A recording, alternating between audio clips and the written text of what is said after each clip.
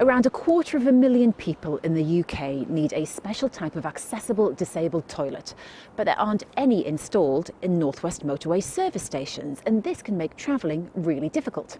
I've been to Accrington to meet a 22-year-old campaigner who's taken his petition to Downing Street to try to get Changing Places toilets installed in all motorway service stations across the country. Woodpecker. Meet Zack. There's nothing he likes more than going on days out to nature reserves across the northwest to look at the local wildlife. Duck. Duck, I think I see 1 or 2 ducks here. But he's no ordinary 22-year-old. Zack has a form of cerebral palsy called spastic quadriplegia, which affects his speech and all 4 limbs, meaning Zack uses a computer tablet to communicate and relies on his electric wheelchair to get everywhere. Zack has many hobbies. He's a passionate Manchester United supporter and loves shopping. Zack is incontinent and can't use a normal toilet as he requires a carer to help him get out of his wheelchair. To use the bathroom safely and comfortably, Zack needs special equipment like a hoist to transfer him onto an adult-sized height-adjustable changing bed. So one day wearing the tyres down with all this off-roading. Toilets with these special facilities are called changing places. You can be directed to many different disabled toilets, and of course the situation that, like Zack, many disabled people can't self-transfer from their wheelchair onto a toilet. They can't suddenly jump out and walk onto the toilet. Zack's been campaigning for more changing place toilets at motorway service stations. There are currently none on the North West's main roads. If I am unable to be changed, I can get very sore, which in turn can lead to other health problems. This can mean Zack and many others with similar disabilities are forced to change on a toilet floor, which he and his family say is degrading. It's not right, and it's not fair for any of us. That's heartbreaking. It's, you know, and then he's all the drive home, everyone's quiet and he's sorry, and times when he's been on the floor, it's like everyone's quiet and nobody wants to talk about it because it's, you know, it's humiliating for him. Sometimes when we're out, we can't go for long because then it's toilet and we have to go back. Yeah. Can be really frustrating, can ruin days sometimes.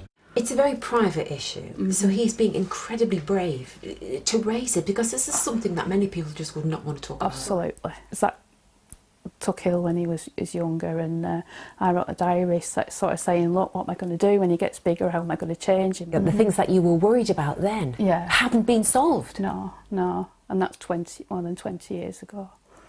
I didn't have the strength, I didn't have the energy to fight it myself, so I'm so glad that, you know, he's come to an adult and he's thought, you know, that's not right for me and people like me. After 15 weeks of campaigning, Zack is looking forward to taking the issue to MPs in Westminster. Very excited. But how difficult will the journey be for Zack? It's a long journey by car. Zack's agreed to wear a body camera and will secretly film the services en route to London. His findings are shocking. The first stop is Knutsford Services. Zack says he's mad and very upset. There's not enough space to change him on the toilet floor in either the disabled toilet or in the baby changing room.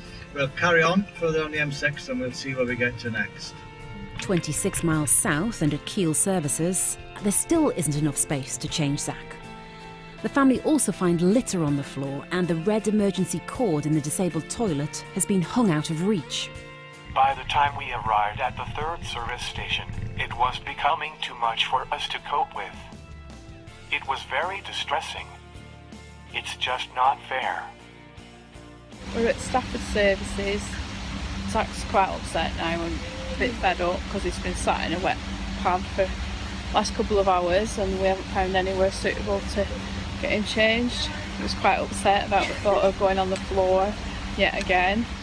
There were 3 large bins in one of the toilets, and Carrie had to take these out of the room before he could roll out our mat. But I didn't want to get out of my wheelchair and lie on the mat because the floor was so dirty. Quite early on in the journey, Zack needed changing. You know, we thought about turning back at one point because he needed to change, and we knew that we'd had a good couple of hours before we could get him sorted.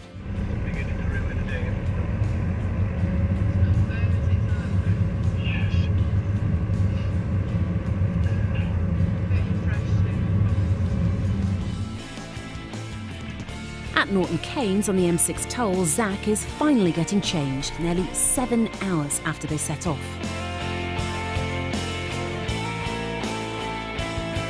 Right, Zack, so that was a better experience. How do you feel about that?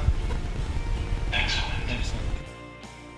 53 miles later on the M40 at Warwick Services, despite being listed online as having a changing place toilet, the facility was nowhere to be found. This was so annoying. The last stop is at Cherwell Valley Services on the M40 near Oxford. They do have a changing places facility that Zack is able to use. Much happier now. Do you feel like Zack? It's very impressive. Just shows that it can be done. The family finally reached London after a long journey from Accrington, with only 2 service stations having the appropriate changing facilities Zack desperately needed. The law is confusing. Whilst it's not compulsory to install these toilets, the 2010 Equality Act says businesses do have a duty to make reasonable adjustments to ensure those with disabilities can access toilets. But the definition of what's reasonable has been left up to campaigners like Zack to try and enforce change. Surely it's reasonable that everybody should be to have toilet facilities that suit them. The government has helped to fund a map showing people their closest changing place toilets at around 1,000 public attractions across the UK.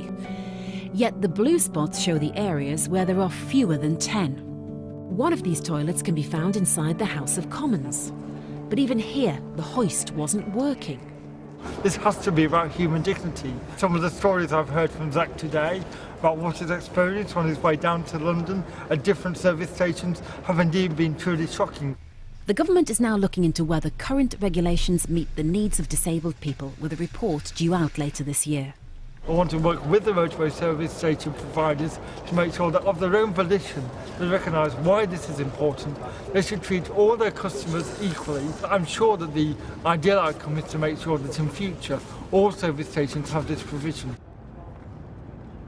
Today is the big day for Zack, his family and their supporters. A bit surreal being here really on Downing Street, handing in the petition this morning. I am very hopeful that my petition will be taken seriously.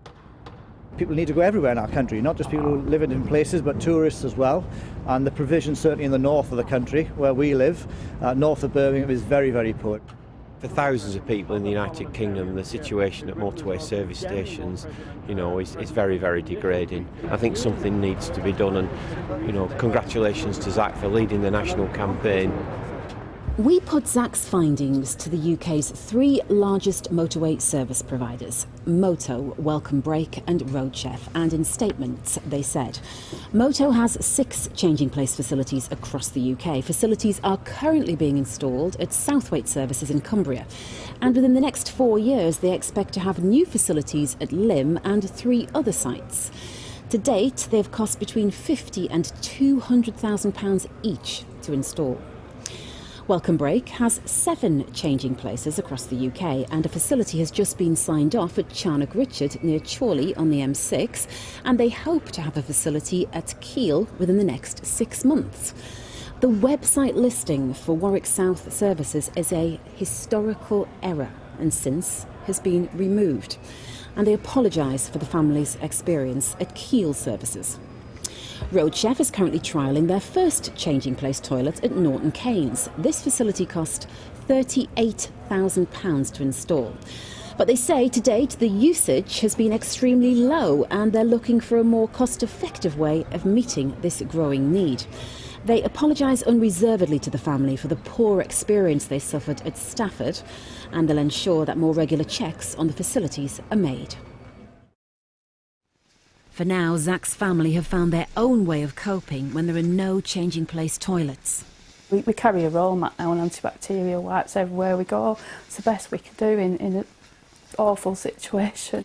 Even the cleanest of toilets, you wouldn't want to go on the floor in there, and carrying on with your day, it's so undignified. Despite all this, Zack is determined to carry on campaigning. At the moment, the total number of signatures is just over 117,000. My next focus will be on hospitals, because very few have changing place facilities. But first, Zack is looking forward to getting a place of his own. He's really looking forward to that with his team of carers. And as you've seen, he really wants to be out and about doing loads. His diary is busier than mine ever will be. But yeah, this is restricting people from having a full life. People of Zack's age and older, of course. Nobody chooses to have a disability. It can happen to any one of us at any time of our lives. And to be degraded because you've got a disability and you can't access facilities that everyone else needs, it's just basic, isn't it? It's not anything fancy anyone's asking for, it's just basic facilities.